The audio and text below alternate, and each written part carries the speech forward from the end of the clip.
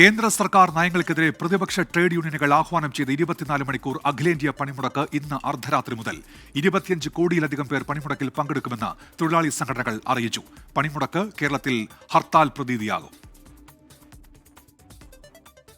10 കേന്ദ്ര ട്രേഡ് യൂണിയനുകളും വിവിധ മേഖലാ അസോസിയേഷനുകളും ഫെഡറേഷനുകളും ഉൾപ്പെട്ട സംയുക്ത വേദിയാണ് ദേശീയ പൊതുപണിമുടക്കിന് ആഹ്വാനം ചെയ്തിരിക്കുന്നത്. കേന്ദ്ര സർക്കാർ കൊണ്ടുവന്ന പുതിയ തൊഴിൽ ചട്ടങ്ങൾ പിൻവലിക്കുക, തൊഴിലാളികളുടെ വേതനം വർദ്ധിപ്പിക്കുക തുടങ്ങിയ ആവശ്യങ്ങൾ ഉന്നയിച്ചാണ് പണിമുടക്ക്. പൊതുപണിമുടക്കിനോട് BMS സഹകരിക്കുന്നില്ല.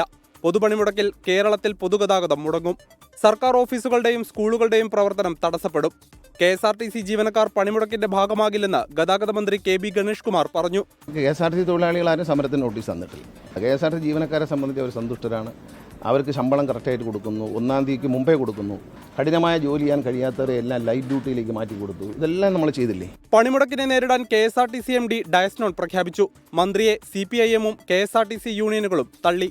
KSRTC-യിൽ ആരും പണിമുടക്ക് നോട്ടീസ് കൊടുത്തിട്ടില്ല എന്ന ഒരു വാദം ഉയർന്നു വന്നിട്ടുണ്ട്. അത് അടിസ്ഥാനരഹിതമാണ്. കൊച്ചി മെട്രോ സാധാരണ രീതിയിൽ സർവീസ് നടത്തുമെന്ന് അധികൃതർ അറിയിച്ചു.